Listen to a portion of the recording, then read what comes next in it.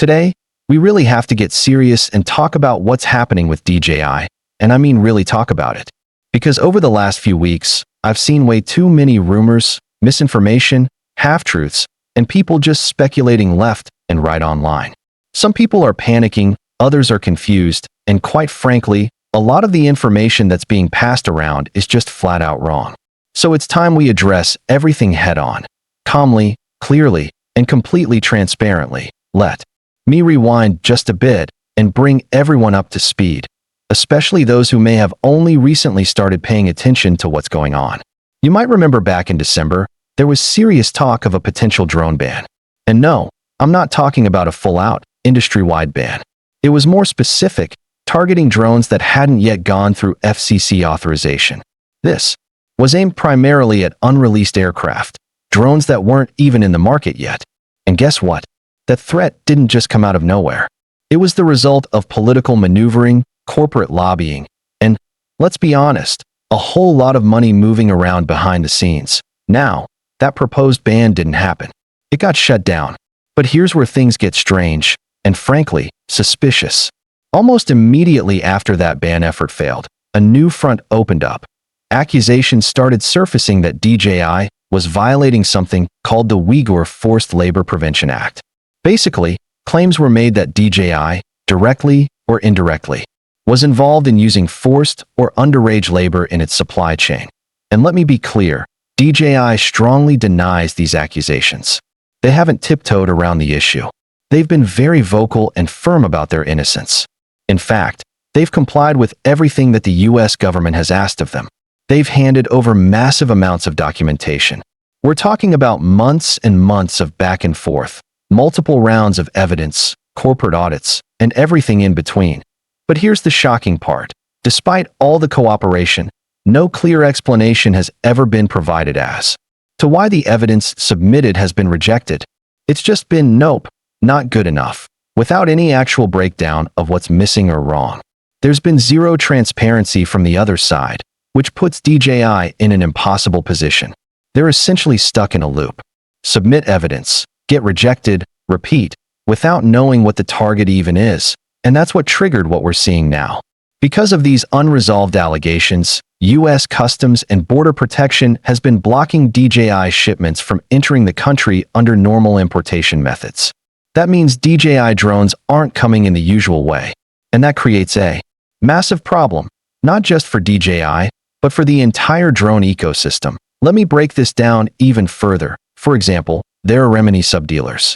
That means they work with larger, authorized US-based distributors who order directly from DJI, import the products through freight, handle the customs duties and taxes, and then distribute them to smaller sellers and subdealers. From there, the sub-dealers supply to their customers, commercial drone operators, enterprise clients, public safety agencies, etc. But that entire chain? It's been severely disrupted since last December. At first, it was just a slowdown. Then it became harder and harder to get even basic inventory. Now, we're at a point where things like batteries, props, RTK modules, remote controllers, and even replacement parts are getting flagged at customs. And yes, even accessories are being delayed or outright blocked. It's no longer just about full aircraft systems. It's about the entire DJI product ecosystem being impacted, and it doesn't stop there. The ripple effect is huge. DJI has recently paused some of its enterprise care and refresh crash protection plans. If you're not familiar, those are basically insurance plans. They give you a free or discounted replacement if your drone crashes or gets damaged. So now, not only are people struggling to buy drones or get parts, they're also unable to purchase protection plans that are supposed to give them peace of mind. Now, just to clear this up, if you already have one of those plans, it's still active. DJI is honoring all existing coverage. This pause is only for new purchases or new activations. So no, your current care or refresh plan isn't going to vanish overnight. But again, how long they'll be able to keep honoring that is a legitimate question, because they need parts to fulfill those claims, and getting parts is becoming increasingly difficult that we're hearing from multiple repair centers, including DJI's own, that turnaround times are stretching into months. Some users have already reported that simple repairs like gimbal replacements or motor swaps are taking 10 to 12 weeks, sometimes longer. And it's not because DJI doesn't want to help. It's because they literally don't have the parts. Let that sink in. If a drone goes down in the field, even if it's covered under warranty, there's a chance it might sit in a repair queue indefinitely. That's devastating for businesses that rely on DJI hardware, whether that's real estate photographers, inspection crews, agricultural users, law enforcement, or even fire departments. These aren't toys, they're mission-critical tools, and delays like this can shut down operations. And here's another thing that's not being talked about enough. This isn't just about logistics or availability. It's about reputation. DJI is a global leader in drone technology. They've built their reputation on innovation, reliability, and affordability. But with this ongoing standoff, they're being portrayed, unfairly, I might add, as guilty, before being proven innocent. That sets a dangerous precedent.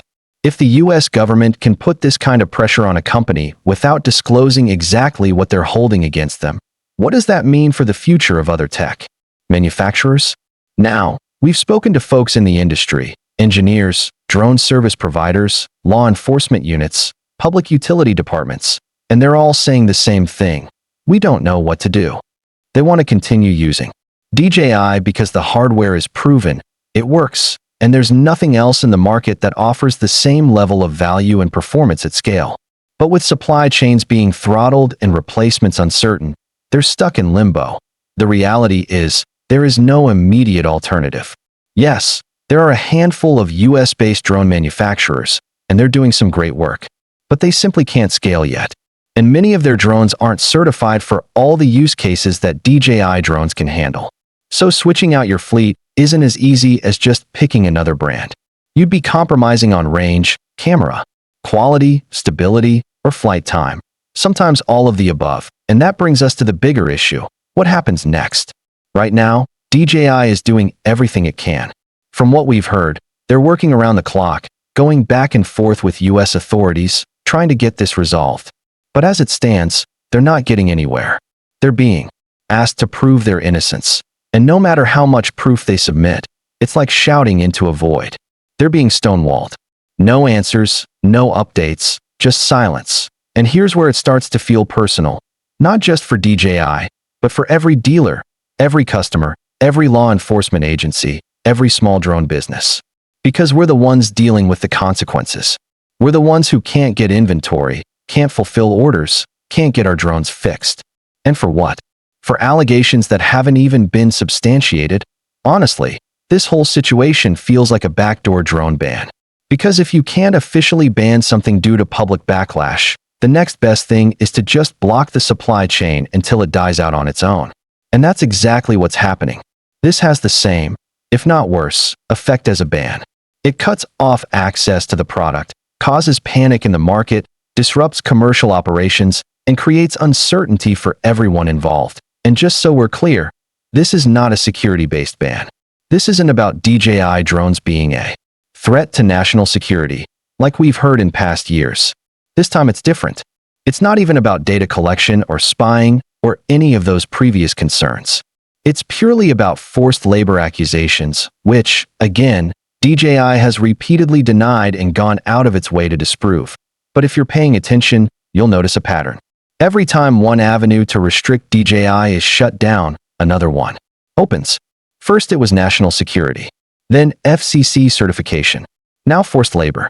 It's like a game of regulatory whack-a-mole, and DJI is the mole. Now let me talk directly to the drone community, to pilots, dealers, content creators, first responders, infrastructure surveyors, everyone who uses DJI equipment and depends on it to make a living or protect lives. This is the time to speak up. Because staying silent is only going to make things worse. Contact your representatives. Reach out to your senators. Write to your local lawmakers. Tell them what this is doing to your business. Explain how DJI is crucial to your work, how there is no replacement that can just be plugged in. Show them that this isn't just about China versus America. This is about the drone users, the service providers, the people who rely on this technology every single day. And while we're on the subject of lawmakers, let me just say something that needs to be said. Politics should not be deciding what tools professionals can and cannot use. That's not how a free market should work. If there's legitimate wrongdoing, absolutely, investigate it. But dragging a company through months of accusations without clear charges, without a path to resolution, and without transparency, that's not justice. That's just economic warfare. And we're the collateral damage. Now I've had a few people ask me, well, what about Skidio? What about Audl? Why not switch to those platforms? Look, I'm not saying they're bad companies. In fact, they've made huge strides in the last couple of years. But they're not ready to take over DJI's place at the center of the drone ecosystem. Not yet. Skidio, for instance, has pivoted toward defense and enterprise contracts. Audl has good hardware, but software support and logistics are still catching up. And let's not forget, many of these companies rely on the same overseas supply chains that DJI does. If we keep setting this precedent, they could be next. That's the scary part here. This isn't just about one brand. It's about the future of drone tech in America. If we keep shutting out innovation because it comes from another country, we're not protecting our market, we're stifling it. We're creating a tech gap, and it's going to hurt us in the long run. Now, I want to be very clear, we're not stopping DJI sales. We still have some inventory. We're still fulfilling orders. But we're also being honest with our customers. We're telling people up front, things are uncertain. Supplies are limited. Repair timelines are long.